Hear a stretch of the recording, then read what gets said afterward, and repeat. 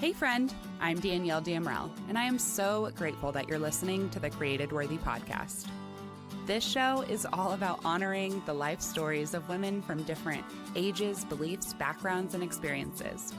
Everyone's got a story, and instead of getting stuck in the trap of unworthiness, this is a safe place for stories to be shared. On this show, we chat about the transformative power of creative processing too, and how we can utilize our God-given creativity with intention to heal, grow, find joy, create simplicity in the midst of our chaotic lives. So pull up a seat at our table because we are all created worthy.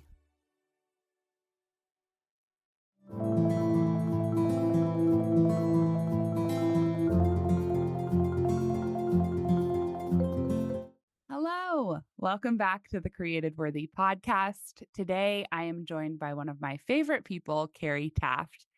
Kerry was born in Arizona and raised in Norway. Kerry Taft's journey is a testament to resilience and determination. Growing up in foster care and separated from her biological family for over 2 decades, Kerry's strength and perseverance have shaped her into the dynamic individual she is today. Now residing in Cincinnati, Kerry is a proud mother to her daughter and a loving dog mom to an adorable dog as well. She holds 3 degrees in exercise science and clinical exercise physiology and has dedicated over 20 years to fitness, health, and the wellness field. Transitioning from her role as a university professor, she has become a systems and automations expert, leveraging her extensive knowledge to help business owners streamline their growth and operations. And she does incredible, if I do say so myself. At 40 years old, Kerry successfully runs a 6-figure business, combining her expertise with passion for helping others. She is an avid lover of wine, books, and puzzles, and has traveled the world, drawing inspiration from diverse cultures and experiences. Fluent in 5 languages, Kerry embodies the Pippi Longstocking quote, "I have never tried that before, so I think I should definitely be able to do that." Kerry's dedication to empowering business owners through her all-in-one business management operating system is unparalleled, making her a trusted partner for those seeking growth and efficiency in their own ventures. Kerry, thank you so much for joining me on the Created Worthy podcast. I can't wait for my listeners to hear even more about your real life story. Thank you, Danielle. I'm super excited to be here.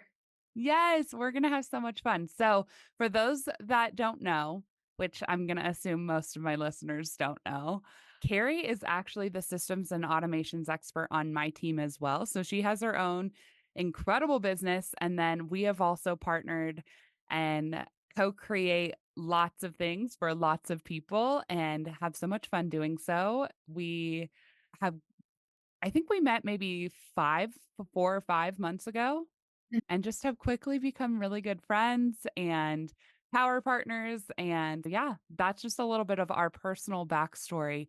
But I would love, Kerry, for you to start us off today, taking us back to what you talked about in the beginning of your bio, where you were born in Arizona, but you Mhm, quickly moved to Norway and were mhm. in foster care. So, what was life like for you in that beginning phase of your life as you were growing up?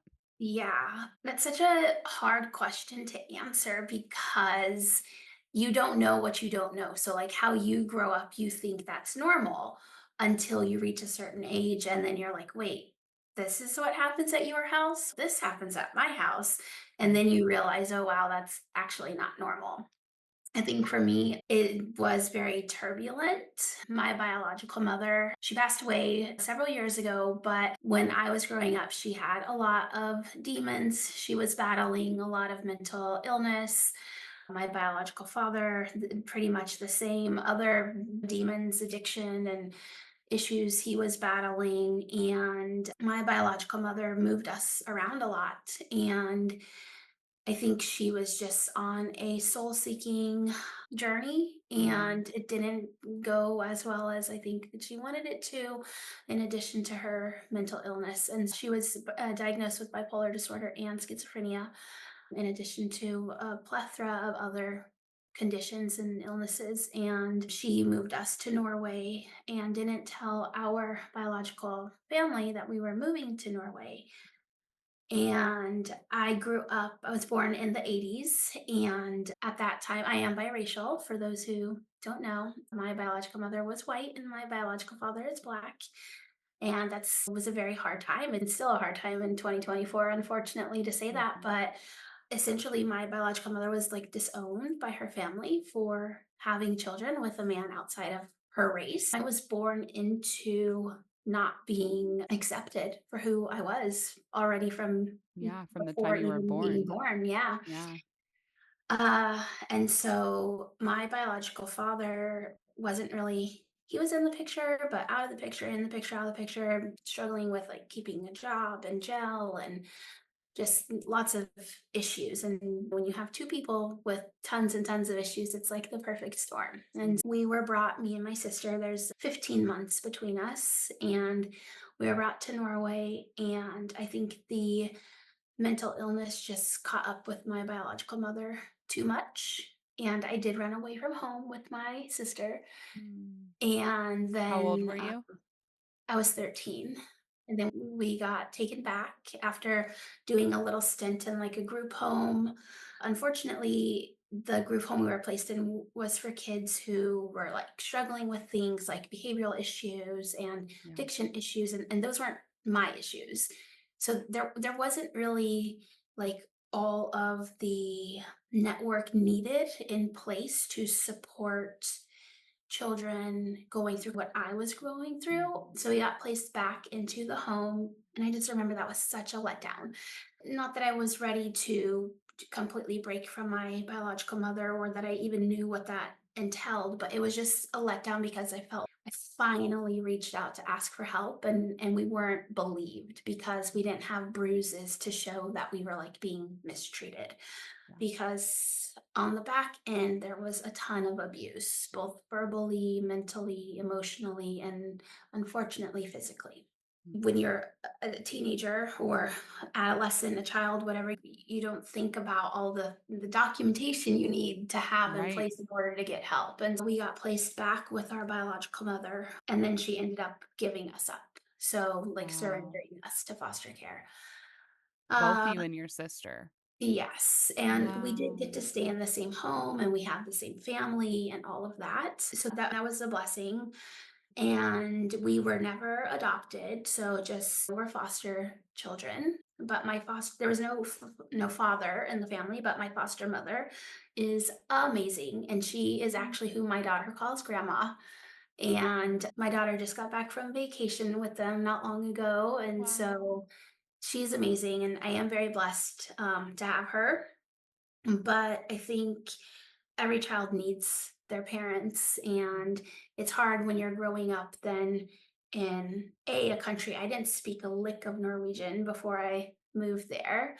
And then also, again, I'm biracial, and I don't know much about Norway, but if you No. think about Scandinavians, they are tall and slim and gorgeous and blue eyes and blonde hair Yeah. and Thor looking figures or Scarlett Johansson looking figures. And I am absolutely the opposite. I'm short, I'm stubby, I got dark hair, dark eyes, like I look But nothing. beautiful nonetheless. My daughter looks very Norwegian though. She got some genes from there. Mm. But it was turbulent. I think that's a good word to use to Yeah. sum it up. But I get a question often like, how was it growing up there versus there? And I'm like, I only grew up there, so I don't know how to Yeah. explain that, because you truly don't know what's normal as a child Right. until you grow up and you figure out, oh, I was supposed to have someone who made my food and Yeah. washed my clothes and helped me learn how to do all these things. I wasn't supposed to learn how to Yeah. do laundry at the age of 7. It's things like that you don't realize, until you're older. And so I do think that those actions, those events have helped make me become who I am today, for better or Yeah. for worse. I think it doesn't always make me better, but has definitely helped me have a go get it, hustle mentality and not give up mentality. So, Yeah, definitely a lot of resilience. It develops a lot of resilience, whether that is something you were consciously trying to develop or not, which as children, we are not consciously trying to yeah. develop resilience. That is definitely not it. I think we have a lot of parallels in our stories. And although I was raised here in the United States, I remember just those feelings of being like, oh, people actually have like home cooked meals every night. And they feel safe at home. That was the biggest thing, and I didn't have the words for it back then, but that's really what I was longing for, was that sense of belonging and Mhm. safety, Right. and I was seen and, taken care of, and but what was really happening was I was learning how to take care of myself, and in adulthood, that has served me well after lots of therapy, but also it's caused a lot more pain, especially as I got into my teen years and was able to make decisions like I I didn't run away, but I did get expelled a lot and then I ended up going to Mhm. treatment and all of those different things, but really starting to use your voice and your actions to find help because you're like, "Wait a minute, this isn't I think that this isn't how it's supposed to be." Right. Right. So, what just real quick, what age were you when you actually moved to Norway? I was 10. Okay. Yeah. Okay. And then did you, like, go to traditional school there, or what's the school system like there? Yeah, I went to traditional school. When I first moved, we moved in February, which is like the coldest month of the year. Mind you, I was born in Arizona. So, Yeah, like Phoenix, like that's the desert, crazy. like never had a jacket in my entire life, never seen snow, anything like that. Never been on an airplane, a train, nothing. Drove to the airport. We're on three different airplanes. Next thing, walking out into this winter wonderland that I had no idea what was. Like, I will never forget the feeling of frostbite on my fingers for the very first Mm, time because I went out to build a snowman with only super thin, like gloves on, like cloth type of gloves, because yeah, I didn't know better. I was a child, and the people supporting me didn't provide proper equipment, right? yeah. I will never forget how much fun I thought it was to go build a snowman until that frostbite set in. And I cried. It was so painful. Mm, Um, and those cloth gloves actually make it worse, Yeah, but because it 'cause they holds get on to, yeah, yes, to the cold and all exactly. that, and they get wet. Yeah. But so when we moved there, it was still technically a school year in the US, and we did not speak one single word of Norwegian. So we were placed in a class called mottaksklasse, which means the receiving class. And we were placed in a class with students around our age, above our age, under our age, from all over the world. The only others who spoke English were a boy from Canada and a girl from China. We had people from the Middle East. Norway is a country that is like a refugee country. So you get a Mm, lot of refugees coming from Africa, from Iran, Iraq, Afghanistan, just other Middle Eastern countries. And in the early 90s, there still is a lot of stigma around individuals who aren't considered typical white Norwegians. And so here we are, not none of us knowing the language. And so we were all placed in this receiving class to learn Norwegian together. And so they did not speak any English in the class because obviously the teachers didn't speak Chinese and they didn't speak Urdu and they didn't speak all these other languages. So they weren't going to speak English with us. And it wasn't, yes, English is spoken all over the world, but not as much in the 90s as it mhm, is now. And yeah, so I loved school. As a kid, I loved reading. I still love to read because it was a way I could escape my real life. mhm, And so then I was really good at school because I could go there and pretend that nothing else was taking place in my life. mhm, So then having to be in this class where they literally are holding up a cup and say, cup, cup, I felt stupid. I mhm, felt they've placed me in some special eds class and I'm actually an A plus plus student. And so it was a really weird feeling. And then February until June, and then the summer started, and then we got transitioned into regular school. And I actually had to repeat a grade because in Norway, they started school 1 year later than what they Mm, started in the US. So I was placed into a class with people my age, but it was technically a grade I had already completed. And so that also made me feel like I'm being held back. yeah. But also because of the language, it was a good thing, I think. So then I would do extra Norwegian classes when my peers had English classes. I would do Norwegian classes. And then we were pretty much just submerged into regular school. You learn a third language. So I took French for my third language. And then in high school, you learn a fourth language. So I did Spanish in high school. And we pretty much got acclimated. And I'll never forget one summer I was out riding my bike and I met some classmates and they asked me where I was going. And then I had used some words incorrectly Mm. and they corrected me. And that was really the catalyst to making sure that I knew all of the languages I was going to speak, that I knew them very well because I did not want to be corrected like that. I can imagine. Yeah. I've had the opportunity to work with you for just a few months, but I can picture little Carrie being like, no, I'm going to learn this. I'm going to learn this. I'm Yeah. going to know how to speak this language better than you. Yeah. No, and that is something I have accomplished. Um, I'm very stubborn in that way. Yeah. But Yeah. also like determined, right? That's a spirit of determination right there. Yeah. Well, I And just didn't want to give people more reasons to tell me I'm different yeah. or tell me I stand out or I just really wanted to belong. Hmm. Yeah. Yeah. So yeah, how did you learn these languages? And you said you speak 5 languages now. So tell me that journey of just Yeah. like really learning the languages and then learning more from Yeah. there. Yeah. I had French in middle school because it's required by the government that you have another language. That is not one of my 5 languages. I do understand some and I can read some, but that is not one of my 5 languages. Swedish, Danish, Norwegian, English, and Spanish are my languages. Danish and Mm. Swedish are freebies because they're very similar to Norwegian, slightly different, but very similar. They're also countries that are very close by. So we go on vacations to them all the time. We'll drive to Sweden to go shopping. I worked on a cruise ship to Denmark, was a dancer. So I had a 6 month contract. Every other weekend would be on the cruise ship. And then Spanish, I took in high school in Norway. And then when I moved back to the US, I moved to Arizona. And I really struggled because I had years and years of experience working in Mhm. fitness and dance and health and wellness in Norway. But I came to the US and the US said, we can't say that this accreditation is good. We don't know anything about this certification. So for us, basically, you are a big fat zero. Oh my gosh.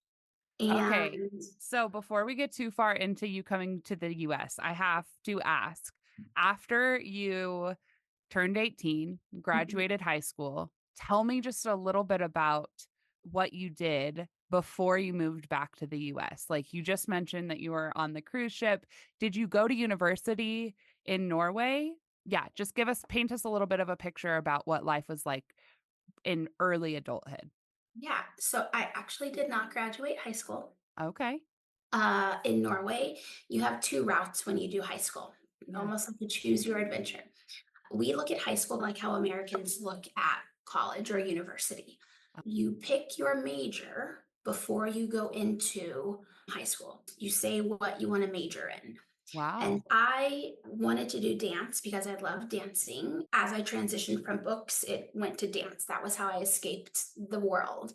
And I had a dance teacher who saw me, and I, for the first time in my life, really felt seen and like I mattered. And so I wanted to do dance, um, but I didn't trust myself that I was good enough. So I didn't do dance. Then I decided to do sales, like business and administration. And we called it Mhm. sales and services. So I did that. It was 2 years of school and then 2 years of an apprenticeship.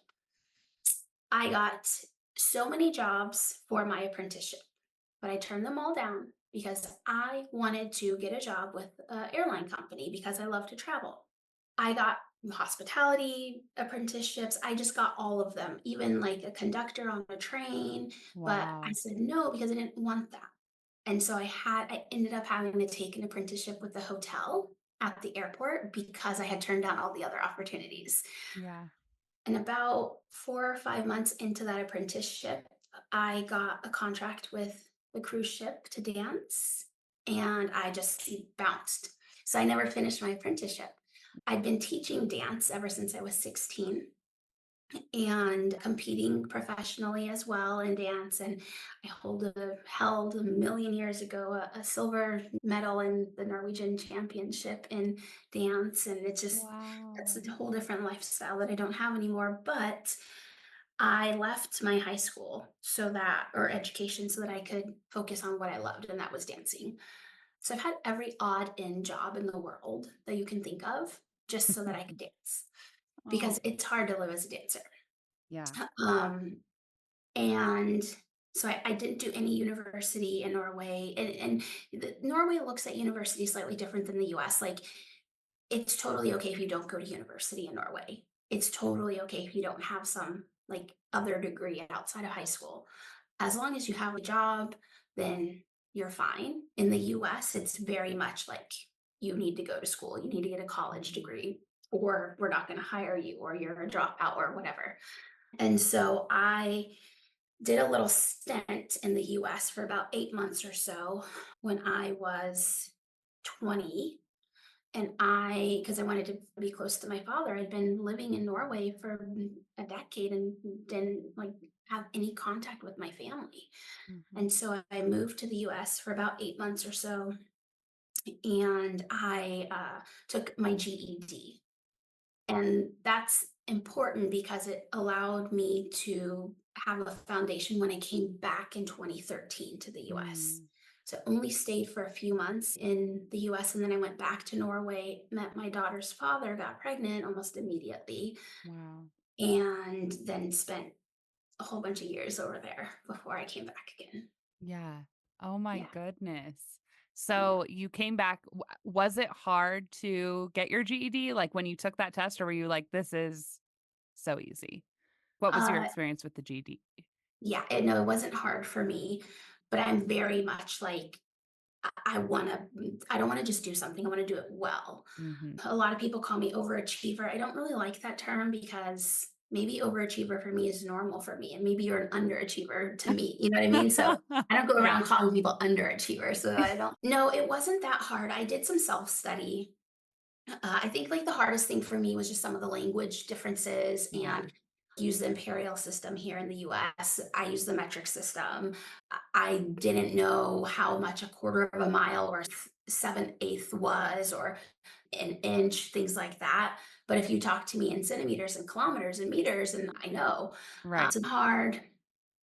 And then I don't know a whole bunch about American history. I Of would probably course. say I know a little bit more about geography than maybe some Americans do, Yeah. but it wasn't that difficult for me, to be honest. So what caused you to want to go back to Norway? My foster mom she has epilepsy, and Mm. she had a seizure, and I wanted to go back because of that. And then also a really close friend of mine in Arizona, she was leaving to go back to her family in Indiana. And so I thought, oh, she's my best friend. And Mhm. I didn't have anything tying me down. Yes, I had my family in Arizona, but Right. when you're gone for decades, it's not like the Brady Bunch. You just jump back in and everything's like all perfect and roses and butterflies and all that. It's You're having to rebuild these relationships with people. Yes, you're related to them, but that doesn't really mean anything. Right. And I was still young and finding myself and all these things. I was 20, barely turned 21. Mm. I remember having a fake ID. Like, I wasn't old enough to drink in the US, but I'd been drinking Yeah. for a few years in Norway because it's legal at 18 there. Right. Denmark, it's 16, it's legal. And so just I don't know. I thought the US was gonna make me feel better and it didn't, so I Mhm. moved back. Yeah. And so I think just because I've had those formative years in both countries that even to this day today, I am American. I have an American passport, but Mhm. I still don't feel fully American. Yeah. But also when I'm in Norway, I don't feel fully Norwegian. Yeah. And so I think I'm always going to be drawn to go to the other place Yeah. when I'm in one place. It's like you have roots in both places, Yes, exactly. but you're not fully rooted in one. So, yeah, I could see why that would be there would be some tension there, but Mhm, also like some a sense of belonging in both places mhm. to an extent, right? But Which also a sense of not belonging, which almost yeah. even more important in both places. And Danielle, when I moved to the US, it's little things that you don't think about. Mhm. Like I remember very well, someone said to me, "How are you?" I started telling them how I was. They Mm. pretty much shut me down and walked away. And I told my friend, I said, "Hey, like, why do people ask how you are and they don't listen?" She's like, "Carrie, no one cares how you are. That's our way of saying hello." And I'm like, "Why don't you just say hello and walk away? Just because that would be rude." And I don't understand that. And so, Yeah. I've never understood that, and I've always been an American, so I have had that experience, over and over, and honestly, now I'm, like, to this point where 1, I don't ask people how they are if I'm not actually gonna listen to them, but 2, if somebody asks me how I am and they walk away, I'll be like, "You asked me how I was." yeah. But Well, yeah, it's it is that is would be very confusing. yeah, and then things like, and as stupid as this sounds, I didn't realize you had to pay for your gas before you pumped it.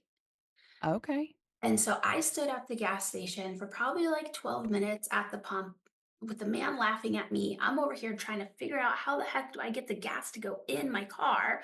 Mhm. And he's, "Do you need help?" And I was like, "No, I know I've been driving a car since 18," because that's the age in Norway. I've been driving a car since 18. He's like, "You have to pay first." And I'm like, "But how do I know how much the gas is going to be in the car?" And I just remember feeling so embarrassed, and it's Mm. just tons of little things that you don't think about. One time I told a waitress, "Excuse me, I'm not paying for this refill." I had no idea that was free and included. Yeah. No, it's Just the little things. cultural things that you don't Yeah. where, like, I've not tipped people because I didn't realize I was supposed to tip. I didn't realize that was, like, the standard, or maybe I Right. wouldn't tip, like, 10% because that's the standard in Norway, like, we tip you 10% if we thought it was good. Very rarely do we go up to 15 or even never, it's unheard to go over 15%. But in the US, if you tip someone 10%, that's like a bad tip. And Mm. it's still a tip. And so it's little things like I had no idea one time it was my turn to buy the round at the bar and my friend gave me money and I was like, "What's this for?" And she's for the beers. And I was like, "I already paid for them." She's like, "Did you tip?" I was like, "No." "Carrie, why didn't you tip?" And I was like, "But all she did was hand me the beer and open it. Why am I supposed to tip?" Yeah. And it's little things that you don't think about that are huge differentiators and just makes Yeah. you feel out of place or in place or Yeah. lots of big things. And so I feel like I am emerged in both cultures, Mhm. but I don't necessarily fully 100% belong completely. Yeah. Yeah. Yeah. And how has that been like as you've started not started, but as you developed a career here in Mhm, America? So you went back to Norway, you had your daughter, you were there for a while, and then you moved back. mhm, Tell me why you moved back to mhm. America and what your experience has been like developing your career since being back here. Yeah, so I moved back to America for an existential quarter life crisis, I think. Mm. After my daughter's father and I broke up, I just felt, who am I? What am I doing? All I am is Carrie, the dance teacher, Carrie, the fitness teacher, Carrie, Michelle's mom. I'm not just Carrie. And so I needed to figure out who was just Carrie. The weeks that I had my daughter, all I was Carrie, the mom. I needed to figure out who I was. And I wanted a relationship with my family and my biological father. And I was like, okay, after a few years of doing the whole single parent, and my daughter has a father who's very much in the picture and great father, horrible partner for me, but great father for her. And It happens that way sometimes. yeah, I I'd much rather that than anything else, to be honest. And I just was at a spot where I felt like I couldn't be good Carrie at anything mm, without figuring out who is Carrie. And so I left Norway, and my daughter was still there living with her father. mm, And I moved to the US to do this soul searching and figure out who I was and spend time with people who looked like me, who had the same blood as me. And it was very hard. It was incredibly hard. I came here with $4,000 and three suitcases wow. and lived with my cousin for a few months. Then I got my own place to live and cycled through a few roommates so I could pay my house rent.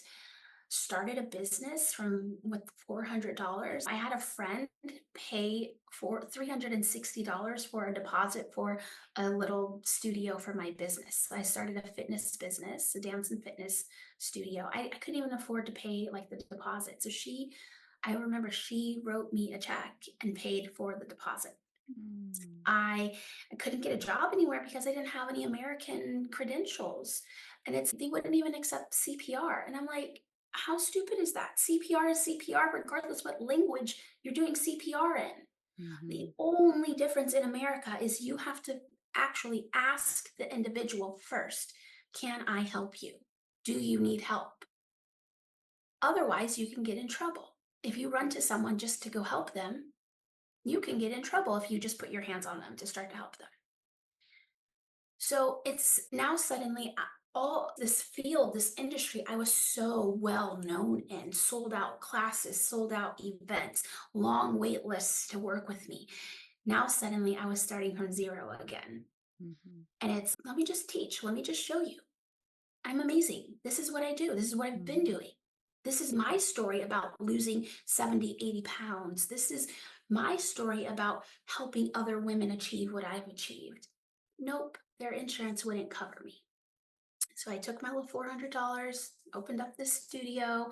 All my savings went to pay rent at the place I was living at, to pay my business, and I grew a successful fitness studio, which I had for 3 years.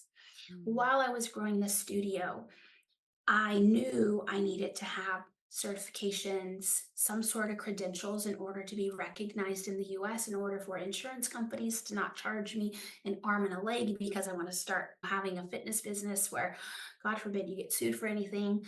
But I knew my calling was to help people. When I was 14 and I was in that dance studio and that dance teacher saw me, that changed my whole life. mm, Literally changed my whole life. I had attempted suicide and I was suddenly seen. I felt like I mattered. I felt what I was doing actually meant something. And so I've struggled a lot throughout my life with that feeling. But one thing I know in the deep of my core is that I am meant to help others. mhm, And the best way I knew how to do that was to help others feel good about themselves through movement, through dance, through exercise, allowing them to come into a space for 1 hour where they feel seen, they feel that they matter, they can let their guard down because you yeah, don't know what people are going through in their lives. Someone could sit in front of you and smile and be the happiest person, and they go home and maybe they have an abusive partner, or maybe they mm, have an alcoholic parent, or maybe they're living in shambles or something, and you have no idea about it. So I vowed to make it my personal vendetta to make sure everyone who came there felt seen and important and like they mattered, and that, okay, yes, they're paying me, but guess what? They're actually paying themselves. They're investing in themselves. I'm just a vessel helping them. yeah, And so I knew in order to be better at that, I had to get some credentials. So I started taking classes at a community college and I took some business classes. And then I was like, they also have this certificate for personal training. Let me do that too. And I fell in love. I had been doing this fitness stuff for forever. Mhm. So of course it all was super easy for me, it fell naturally for me. I went to school in Norway and did some fitness stuff. And because I was older than the other students, right? I was 30 years old and typical college students are like 20. The college hired me Wow. and they brought me on even though I didn't have degrees. But I felt seen again. The department chair was just like my dance teacher was. She saw me. And that really instilled the confidence and faith in me that, hey, Carrie, you can do this. And not only can you do this, you're actually really good at it. And I just fell so in love with academia that I actually ended up closing down my fitness studio because I worked at the university and then I started working, taking on some odd jobs here and there just to have more money, but was teaching fitness at different gyms and stuff like that. Then I went on to get more degrees and more degrees and more degrees and more certificates and trainings and all of this, and just really submerged into the whole like fitness and exercise and health. And pretty much here we are. And that was my entire career for over 2 decades up Yeah. until last year, where I like started my business. And then up until this year, May, where I like officially left that Yeah. whole other side. So Yes, and we're gonna talk about that, like, that part of your story now that brings us to current, which is really exciting and also totally different.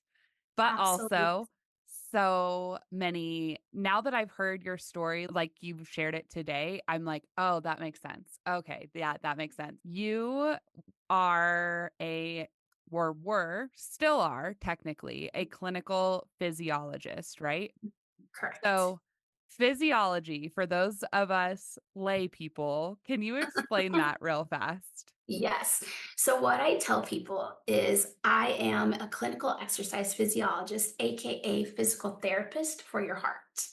Okay. So, a physical therapist or a chiropractor, they will work on your bones, on your joints, on your posture, on essentially things that are more so the outside of your body.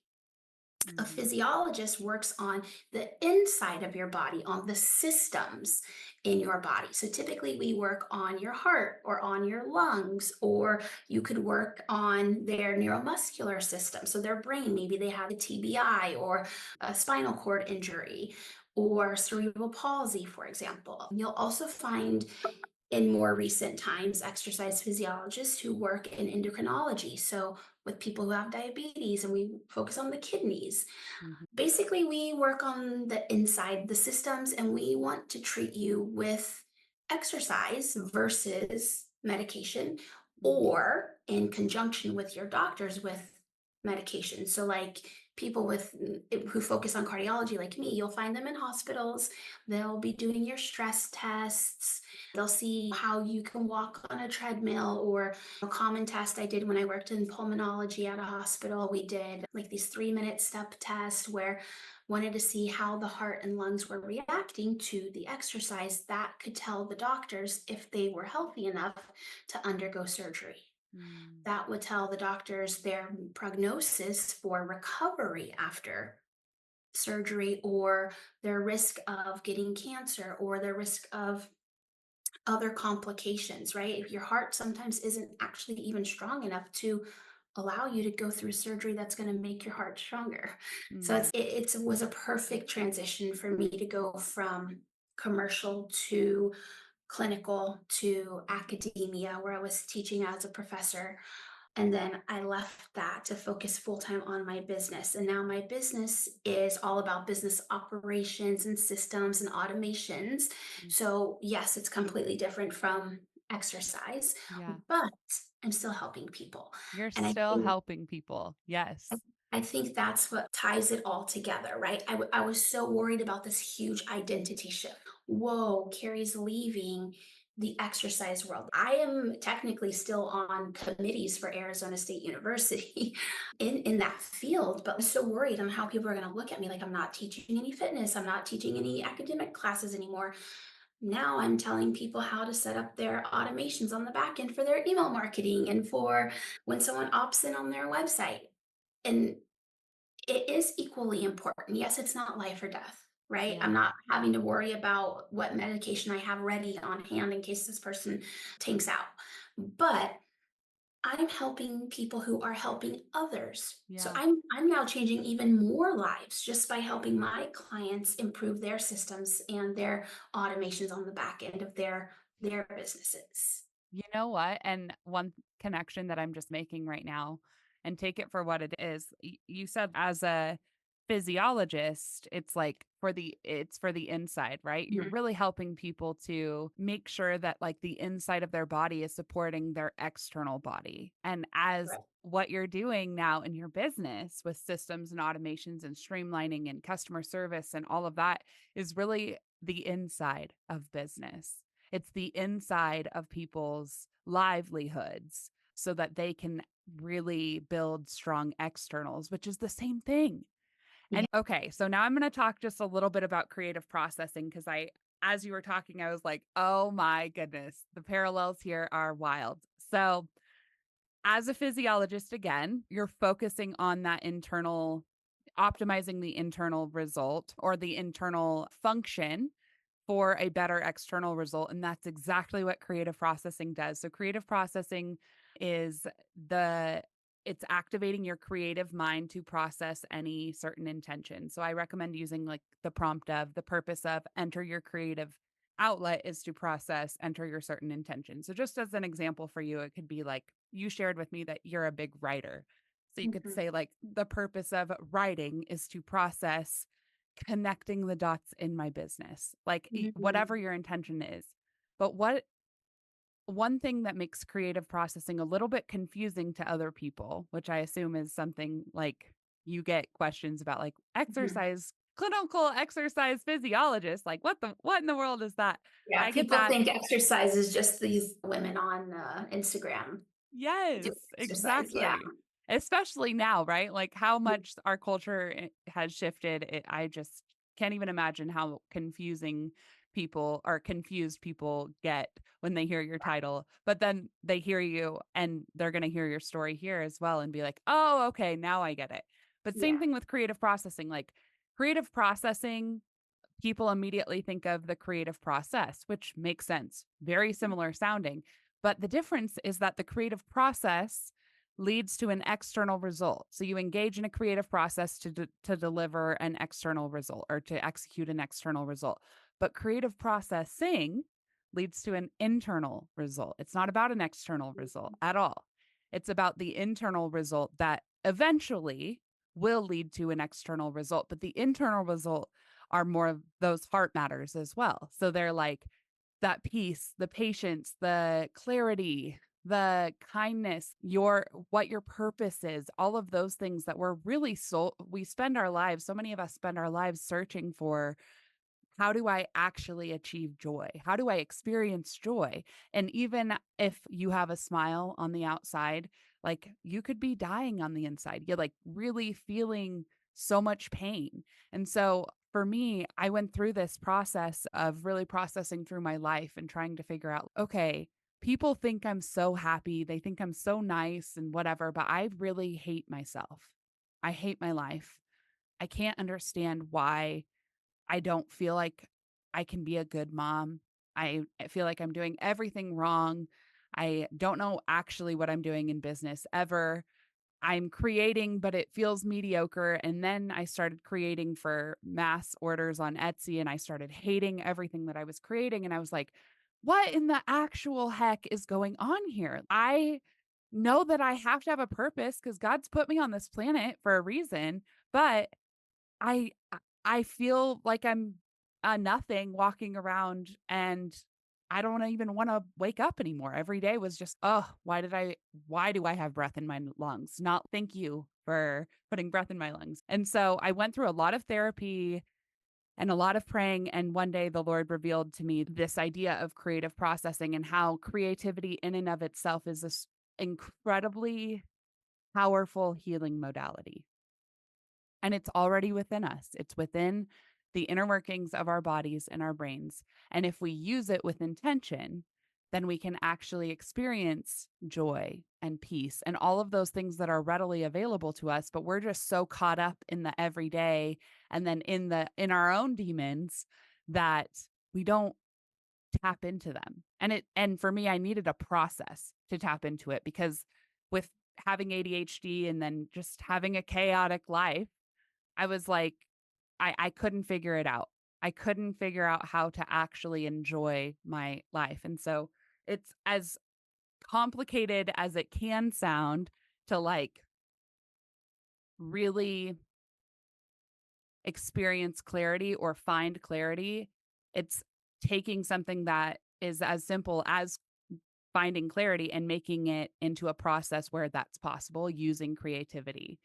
So that's my creative processing soapbox, and that's why I love it so much. And I just have never, as I heard your story, I was like, oh my gosh. Cause for me, I knew that I felt called to writing and speaking and in impact in a big way, helping others to really find freedom was where I knew I was called.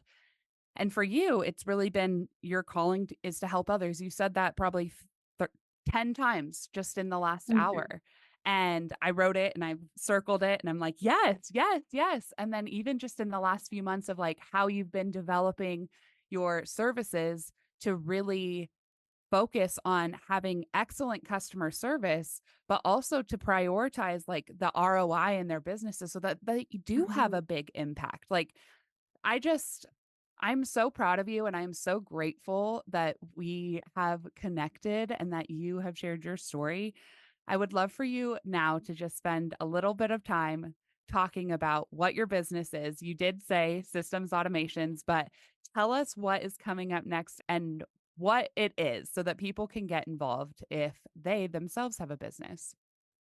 Yeah, absolutely. Thank you also just for this incredible experience working with you and feeling like I am a part of your extended team, which I know I am, You but it are. just it feels really good to work with others in this space because it can get very lonely as an entrepreneur.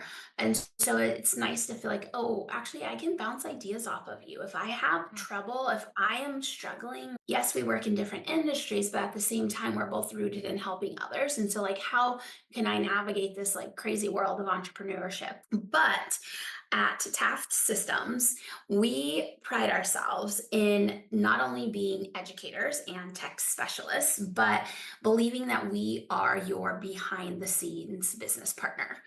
And so we truly take your business operations personally, and that we don't consider ourselves successful unless you are successful. So we offer an all in one business management platform where we are helping you with our innovative but simplified automations from your online shop to your email marketing, your customer relations, your appointments and calendars, your course management, your social media scheduling. All of the back end things, right? We who wants to have to remember to chase up invoices, or who wants to have to remember to ask people for referrals. We really help you get clear on your customer journey and then set automations and systems in place so that you can run your business on autopilot. So many women in particular come to us saying, I am going to give up on my business because I can't seem to grow it because I'm so overwhelmed by the tech. I don't know how to use it. It's really frustrating for me. I don't want to become a web developer. And so we say, okay, hold your horses. We got your back. More systems, more problems. We get it. And Yes. we really have created an outstanding offer that fills a void in the space. Yes, you can go to the honey books and the dipsados and the mailchimps and the shopifys and the showits and all the different ones, right, and piecemeal it together. But if you come to Taft Systems, not only are you getting only one login to access all the things, you're actually getting a business partner, Yeah. someone who truly wants to be there for you. And I'm just so grateful for the team that I have in place, the connections I have in place, and just to be able to offer this type of service And we're not just saying, here's your platform, here you go, now you're on your own. But we continuously help our clients. We have two times a week, we have office hours where people can come and ask their questions. And it's not only questions about the software, it's actually questions about strategy, best practices. And then twice a month, we do what we call design dates. Business owners are so incredibly busy. They have all these ideas. They want to do this and they want to do that, and they don't have the time. We create the time for you with our design dates. We all gather together, we all pull up our laptops, and we will have a date where we design our next lead magnet or we design our next automation. And so we really want to show you you can do this. We're breaking it down. It doesn't have to be so hard. And that's what Taft Systems is all about. So we call ourselves an all in one business management platform with concierge support. Yes, and the best support out there, truly. Like, I have moved so many of my clients onto Taft Systems. I myself am on Taft Systems and I'm starting Mhm. to build out my own business. Plus, Carrie and I have kind of combined forces and are starting our own little quiz. Well, little now, but it won't be Yeah, so little no. quiz business to help creators do done for you quizzes because that in itself can feel overwhelming, but quizzes are an incredibly powerful lead magnet that can lead to multiple different offering types. And so it really does that streamlining for you, getting the right person, the right information when they come to your business. So, yeah, she has just the most incredible team, the most incredible support. Her design dates are awesome. They talk about really prevalent things on in like what is a quiz and why is it important and how do I actually build my business in a way that can be streamlined and automated and what does that even mean? And one thing that I have to mention just because I do know that there are going to be some people who are like, but what if I already have a website? It's not just about a website, and Mhm. actually it can integrate with your existing website platform if you don't want to change just that portion, but you're like, I need everything else. That's what's great about it is really it's so many different things. Like she said, your email, your client management, social media hosting, post scheduler, courses, communities, so many things available. And it can integrate with your existing website, don't or what is it, host as well. As you can tell, I am not the tech person, which is why I was like, Carrie, I need you on my team. Come into my family. So, yeah, Carrie, I am so incredibly grateful. Can you tell our listeners where to best find and connect with you? Absolutely. So we are on all major platforms as Taft Systems, and that's TAFT. I typically like to say like the president, but a lot of people don't know President Taft. He was the fat one in the bathtub. Taftsystems.com, and our email is hello@taftsystems.com. We would love to schedule a completely free chat to talk about your business, what systems you're using, provide some tips and strategy on how you can streamline your current systems. It's not a sales pitch. We just want to talk with people, make our name more known, and give back to the community. So if anyone is interested, please do reach out. Yes, and I will have her links all of to connect with her at all of the different places and follow her on social media. And then also to take a look at Taft Systems and schedule that call with her, which is an incredibly generous offer, by the way. Thank you You're for very that. welcome. Yeah. So definitely go to the link in the show notes. And Carrie, I am just so grateful and honored to have heard your story here today. You truly are such a gift to me and to my team. And you are an important part of the DDCC family. And I just cannot wait to see the ways that you continue to grow and the ways that your business continues to impact this world and this community, the way that you support other people and see other people and do what that dance teacher did for you at 14 years old for other people, even in a virtual setting, is unparalleled. The first time I met you, I knew that there was something unique and special about you. And it came down to not just your brilliance in your technical understanding and clearly it made sense to me why you were a professor, because you have the spirit of a teacher, but also because you could meet me right where I was at and understand like the pain of being a business owner, but also the pain of being a mom sometimes and being in a relationship or being a human being that's navigating this hard world. Let's be Mhm. honest, the world Yeah. is a crazy and chaotic place, and you just were so real and genuine. And I am just so incredibly grateful for you. So I just want to encourage you to continue serving, to continue seeing others, to continue prioritizing that journey of walking in your unique calling and knowing that you are chosen, that you are gifted, and that you are equipped with everything you need to succeed.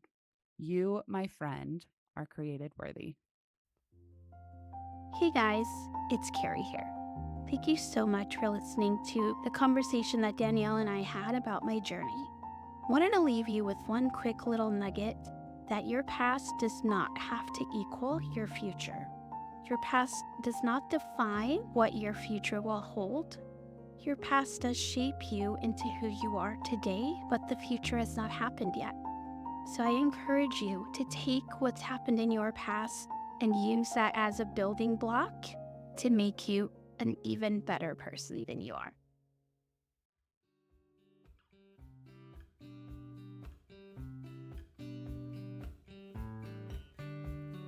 Thanks for listening and tuning in to the Created Worthy podcast. I hope that today's show resonated with you. And if it did, can you do me a huge favor and go leave a 5-star review? This helps more listeners find the show, and it expands the reach of the stories and concepts that are shared here. All the links and guest information are in the show notes. And if you're on social media, come hang out with me. You can find the Created Worthy podcast on both Instagram and Facebook, or come follow along with my personal IG page, where I just share more about the real, sometimes messy life of your fellow worthy warrior. Can't wait to talk to you soon, friend. And don't forget, we are all created worthy.